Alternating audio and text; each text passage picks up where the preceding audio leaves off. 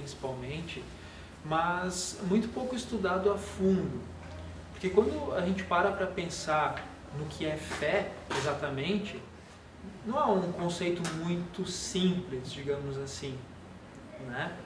Porque quantos de nós a gente pode explicar com certeza o que é a fé, qual que é a finalidade da fé e quais as consequências que a falta de fé provocam no ser humano? Então, para exemplificar bem essa questão da fé, tem uma passagem de Jesus na Bíblia que fala assim: quando Jesus veio ao encontro do povo, um homem aproximou-se dele, ajoelhou-se aos seus pés e disse: Senhor, tenha piedade de meu filho, que está lunático e sofre muito, pois ele seguidamente cai, ora no fogo, ora na água. Apresentei meu filho aos seus discípulos, mas eles não puderam curá-lo. Jesus respondeu ao pai do menino, dizendo: Ó raça incrédula e perversa, até quando estarei com vocês? Até quando sofrerei com vocês? Traga o menino até aqui. E Jesus, então, repreendendo o espírito mau que acompanhava o garoto, fez com que este se afastasse, curando-o no mesmo instante. Então, os discípulos vieram encontrar Jesus em particular e lhe perguntaram: por que nós não conseguimos expulsar este demônio, mestre? E Jesus respondeu: é por causa da pouca fé que possuem. Pois eu digo em verdade que se tivessem fé do tamanho de um grão de mostarda, diriam a essa montanha: transporte-se daqui para lá, e ela se transportaria, e nada seria impossível a vocês. Mateus, capítulo 17, versículos 14 ao 19. Ela é uma passagem bastante conhecida da Bíblia, né? É muito difícil alguém que nunca tenha escutado ela.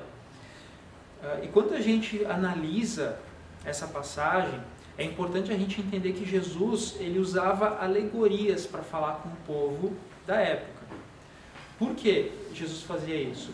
Porque aquele povo não estava preparado para entender ainda algumas verdades, né? Da mesma forma que se você pegar uma criança que está no primário, você não pode ensinar física, química, filosofia, porque ainda não existe o preparo, a base ainda não está preparada. Então, por isso, Jesus usava muito essas alegorias. E quando Jesus fala em montanha, ele não está querendo dizer a montanha em si.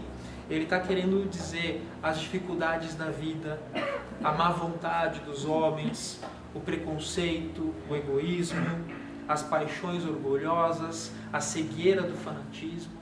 E para tratar um exemplo prático, né, da fé, nessa questão de como a gente transporta essas dificuldades, um exemplo bem simples, mas bastante comum na nossa vida, né?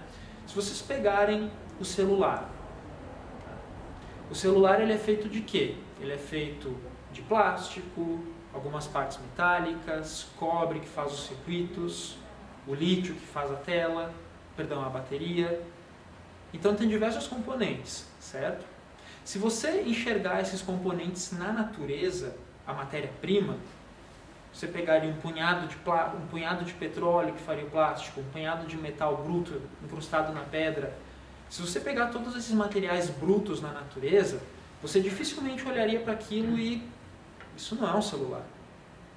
Agora, se você pega um fabricante, você pega esses mesmos materiais e entrega para um fabricante de celular, você sabe que no fim do processo, né, você sabe que aquela fábrica vai pegar esses materiais, vai processar eles por maquinário, por pessoas capacitadas, e no final desse processo você vai ter um celular.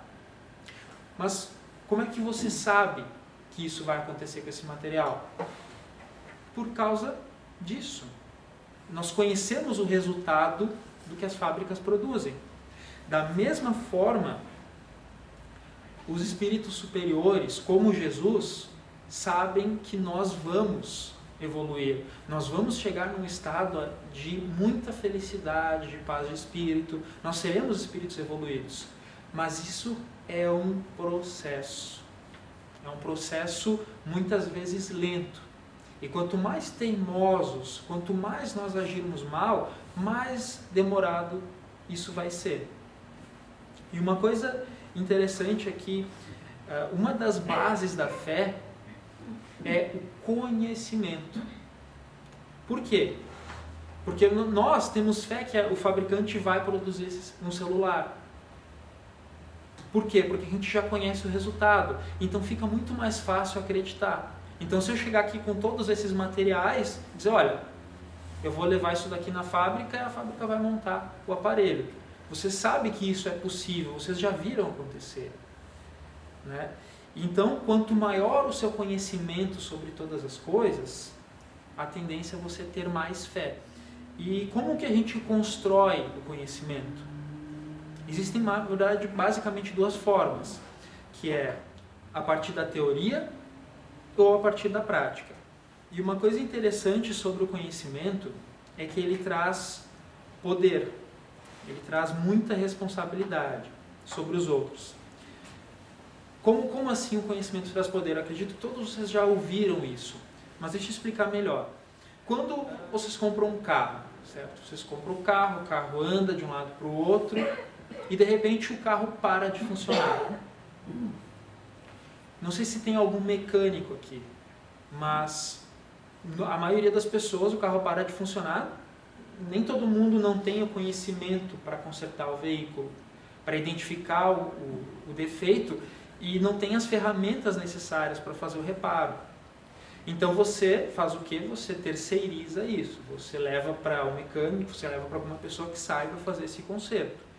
Só que assim, você leva o carro no mecânico e o mecânico diz, olha, o problema é na rebimboca da parafuseta, o problema é na suspensão, o problema é... Se você não tem conhecimento nenhum sobre carro, você só vai poder concordar. E aí entra a questão que, se o mecânico então falar o problema que o carro não tem, você vai acabar pagando por esse reparo mesmo sem o carro ter problema. Ou seja, esse é um mau uso do conhecimento. E aí entra um ponto bastante interessante, que assim, quanto maior o conhecimento, quanto maior a sua inteligência, maior a sua responsabilidade para com os outros. Porque o próprio Evangelho nos diz, o primeiro passo, nós temos primeiro que nos amarmos, né, o primeiro ensinamento, e o segundo é instruir-se. E é interessante porque os espíritos superiores, eles fazem a mesma coisa conosco. Eles já passaram pelo que nós estamos passando. Eles sabem qual vai ser o resultado. Né? E eles usam, então, esses conhecimentos para ir nos direcionando para o caminho correto. Mas não porque, digamos assim, por uma questão que é a lei tem que ser feito assim. Não. Porque quanto mais a gente permanece no erro, quanto mais a gente faz más ações, exatamente como o Fernando falou, o nosso cérebro, o nosso pensamento, ele funciona como um dínamo. Então, se você tem pensamentos ruins, se você tem uma conduta ruim que prejudica outras pessoas, é um processo de ação e reação. Isso vai gerar alguns processos bioquímicos no seu corpo que vai prejudicando as células. Então, se você pegar uma pessoa que se estressa muito, ela possivelmente pode ter problemas gástricos, como eu tive na minha família. Ou se você pegar uma pessoa... assim, os espíritos superiores, eles conseguem ter uma visão sobre a gente assim, ó, eles sabem exatamente o que a gente está fazendo de errado. Ah, eu reclamo de uma dor de cabeça. Tá, mas você está fazendo isso aqui errado. Ah, você reclama de uma dor na coluna. Mas você não está sentando direito. E muitas vezes a gente tem aquele hábito de colocar a culpa no que vem de fora. Ah, eu estou sofrendo por causa disso que está acontecendo, eu estou sofrendo por causa daquilo. Quando, na verdade, mais de 90% do que a gente sofre, o responsável somos nós mesmos. E quando a gente realmente se instrui, né, a gente amplia os nossos conhecimentos, a gente vai entendendo como as coisas funcionam e para de errar, em tese, né? Se a gente não for muito teimoso, a gente muda a nossa conduta. E quando o homem inteligente, ele tem uma missão na Terra, e E essa missão é, da mesma forma que os espíritos superiores fazem conosco, é usar essa inteligência para o bem comum, né? Conduzir então os mais atrasados para perto de Deus. Só que, importante, o homem inteligente ele não deve se orgulhar do que ele sabe, nem se envaidecer pelo que ele sabe. Por quê? Porque assim, o que a gente sabe é uma gota, e o que a gente ignora é um verdadeiro oceano. Você pode pegar o físico nuclear mais, assim, que tem o conhecimento, o principal cientista, ele vai ter consciência que, mesmo conhecendo todas as leis da física que o homem já descobriu, tem uma infinidade de coisas, uma infinidade de eventos que nós ainda, na nossa capacidade limitada, ainda não identificamos, ainda não conhecemos. Então, sabendo disso, nada de se orgulhar, nada de... Na verdade, o que a gente tem que fazer é usar o que a gente tem à disposição para contribuir com o nosso meio. Então, quando o patrão coloca uma enxada na nossa mão, o que ele espera que a gente faça com essa enxada? Que a gente vai arar a terra, que a gente vai desenvolver ali o arado. Só que o que acontece quando a gente, ao invés da gente pegar a enxada para usar ela bem, a gente pega e machuca o nosso patrão? O que a gente merece? Né? Uma recompensa, um salário? Não. Né? A gente merece o que? Algum tipo de punição, a gente vai ter consequências quanto a isso. E é o que acontece com quem usa mal a inteligência, que nada mais é do que uma ferramenta que Deus dá na mão de cada um de nós.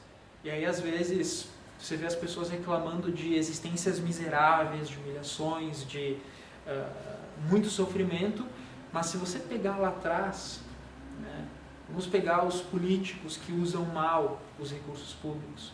Quantas pessoas passando fome, quantas pessoas em filas de hospitais, isso quando são atendidas, né?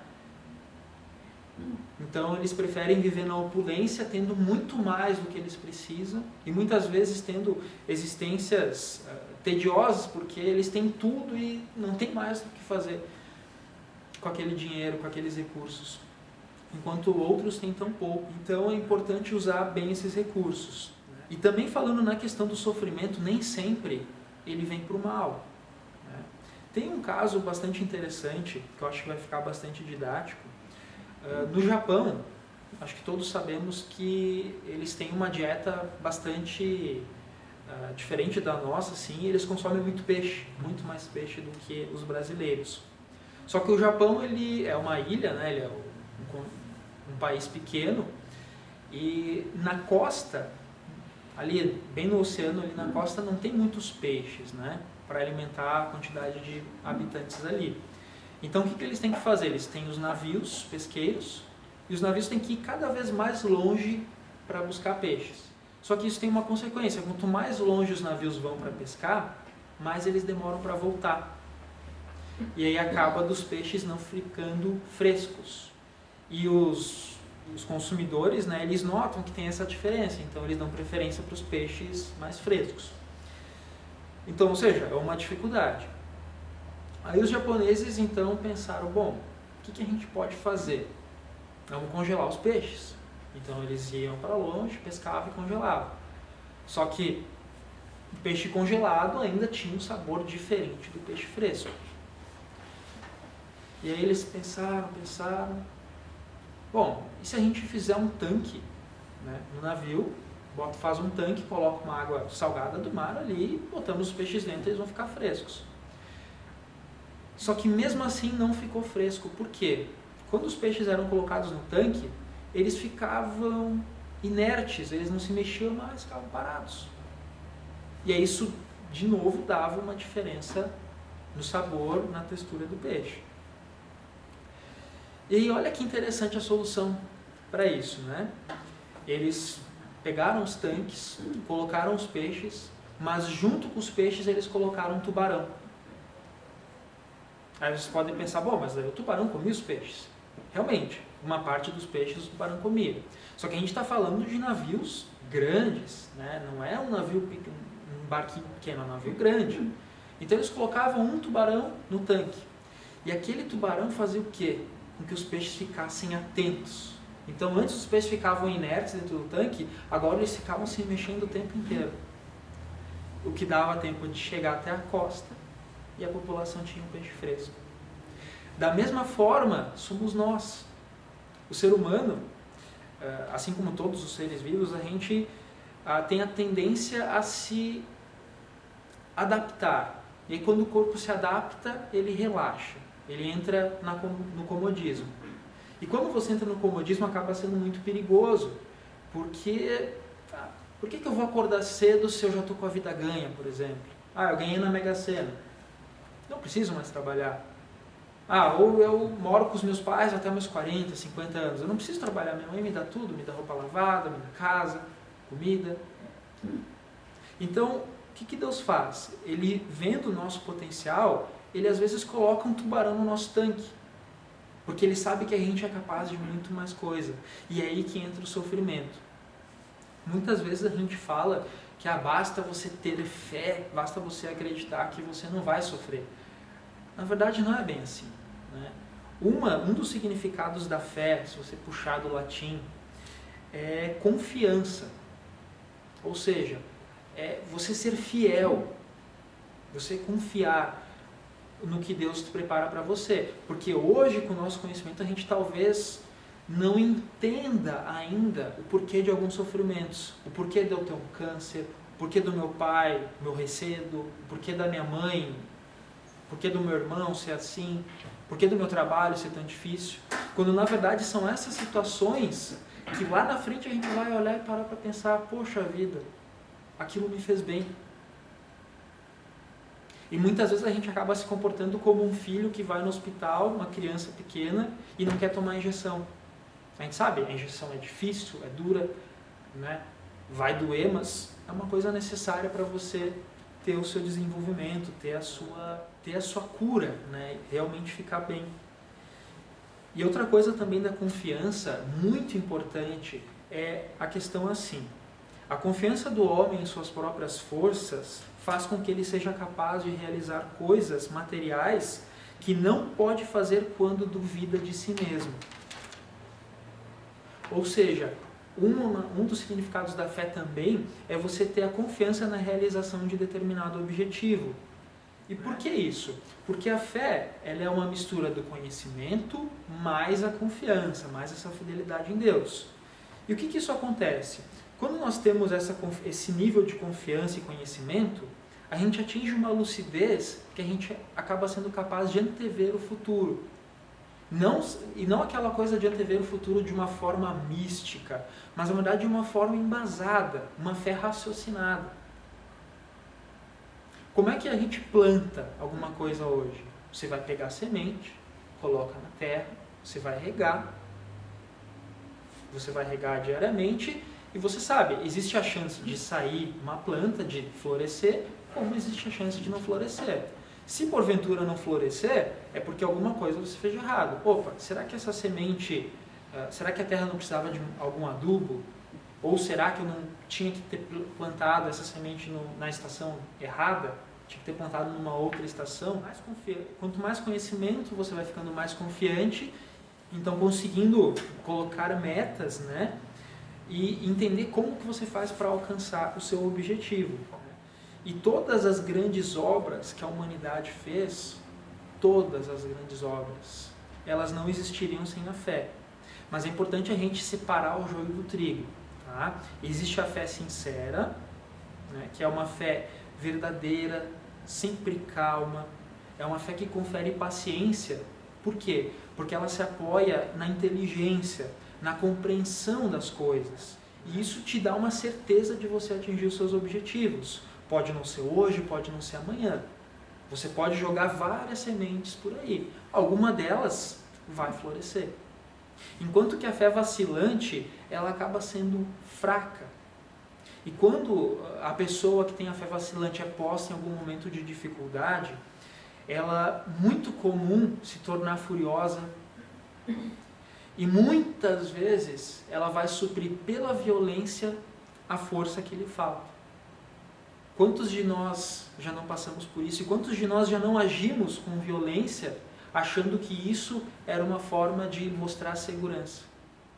E a calma, durante a luta, ela é sempre um sinal de força e de confiança, enquanto que a violência é sempre um sinal de fraqueza e descrença em si mesmo. E outra coisa importante também é separar a fé da soberba. Tá? A fé, quem tem fé, é consciente das próprias limitações. Ou seja, quem tem a fé verdadeira é humilde. Sabe que não é autossuficiente. Sabe que precisa de Deus. Né? E querendo ou não, confia mais em Deus do que em si mesmo, independente se tiver sucesso ou fracasso. E essa questão de confiar em Deus é porque, de novo, Ele sabe o que é melhor para nós, mais do que nós mesmos. E quem tem a fé verdadeira sabe que é só um instrumento de Deus. E quando nós agimos pela fé verdadeira, a gente age bem, a gente age em prol do bem comum. E com isso a gente consegue o amparo dos espíritos superiores. Então é um efeito, é uma reação em cadeia. Você ajuda os outros, você é ajudado. Enquanto que a soberba, né, a arrogância, ela na verdade é um sinal de orgulho, não de fé. Então ela tem todas aquelas fraquezas, né, da questão, na primeira dificuldade vai agir com violência, vai agir com truculência, né, não vai ser uma pessoa aberta ao desenvolvimento. E o importante para fechar é falar que a fé ela tem uma ação magnética. Tá? Quem já leu a Gênese, ou quem já acompanhou alguma das palestras da Anete Guimarães, ela fala bastante nisso. Que até muito pouco tempo atrás a gente acreditava que o cérebro, uma vez desenvolvido, passados ali os 21 anos, o cérebro ficava estático. Se o neurônio morria, acabou. Era inalterável. Só que nos estudos recentes, estudos científicos, mostraram que o cérebro ele tem uma característica, uma propriedade que se chama neuroplasticidade. O que é isso? O seu cérebro ele está o tempo todo se adaptando de acordo com a sua conduta. Como assim? Tá? Digamos, uma pessoa de 50 anos e uma pessoa de 15. Normalmente, quem é mais velho pensa, é difícil aprender uma coisa nova, né? É difícil. Para quem é mais novo, às vezes parece mais fácil. Só que o nosso cérebro ele funciona exatamente como uma memória de computador. Tá? Se você pegar um computador e trabalhar com um programa só, ele vai funcionar rápido. Se você colocar 50 programas ao mesmo tempo, ele vai ficar lento. A mesma coisa acontece com o nosso cérebro. Porque se você pega uma criança, um adolescente de 15 anos, quais são as preocupações que um adolescente tem? Assim, se ele tem uma família bem estruturada, né, tem ali a base familiar sólida. As preocupações dele vai ser o quê? Comer, dormir e ir para o colégio. Só. Agora você pega uma pessoa adulta, com responsabilidades. Você tem os boletos, tem a conta de água, a conta de luz, você tem trabalho, você tem que manter a casa, a manutenção da casa, você tem que manter a manutenção do carro, tem que pensar no trabalho, tem que pensar na capacitação para você poder manter o seu trabalho, para você ser competitivo no mercado. Então, assim, são muitas outras coisas que a gente tem que pensar. O que muitas vezes acaba fazendo as pessoas terem a falsa ideia que, não, eu já sou mais velho, eu não vou aprender mais nada. Muito pelo contrário. É comprovado que a capacidade cognitiva de pessoas mais velhas é muito maior do que uma pessoa de 15 anos. Por quê? Porque o seu cérebro ele já tem mais vivência, então ele criou mais conexões, se você estimulou ele para isso. Só que o que acontece? Às vezes as pessoas se aposentam e perdem assim, não precisa mais trabalhar, né? Aí fica em casa uma semana, 2, 3, e o cérebro ele é como um músculo, se você não estimula ele vai... Porque a gente tem que lembrar, o corpo é preguiçoso, tá? O corpo ele vai tentar consumir o mínimo de energia possível. Então, a gente tem que estar o tempo todo seguindo o que está no Evangelho, né? Amem-se, eis o primeiro ensinamento, e instruam-se, eis o segundo. Então, tem que estar sempre se melhorando, sempre procurar fazer leituras edificantes, aprender coisas novas, né? Nem que seja uma atividade simples. Tentar fazer uma atividade sempre que você faz com a mão direita, tenta fazer com a mão esquerda. Assistir um programa que você nunca assistiu antes. Ler alguma coisa sobre um assunto que você nunca fez antes. Porque de repente você encontra alguma coisa bacana que você acaba até gostando. A fé, né, ela tem esse porém embasamento, né, no conhecimento, na confiança e na fidelidade em Deus. Mesmo quando você sofre, acreditar em Deus realmente, né, e pensar que quem tem a fé verdadeira é imparável. E se algum dia vocês tiverem alguma dúvida disso, é só se lembrar de Jesus. Né? Olha o tamanho da fé de Jesus, o Espírito que mais teve fé que já passou aqui conosco e suportou a tudo que a humanidade fez com ele, e mesmo assim, passados 2000 anos do seu desencarne e da sua morte, a gente continua ainda falando dele, seguindo o exemplo dele.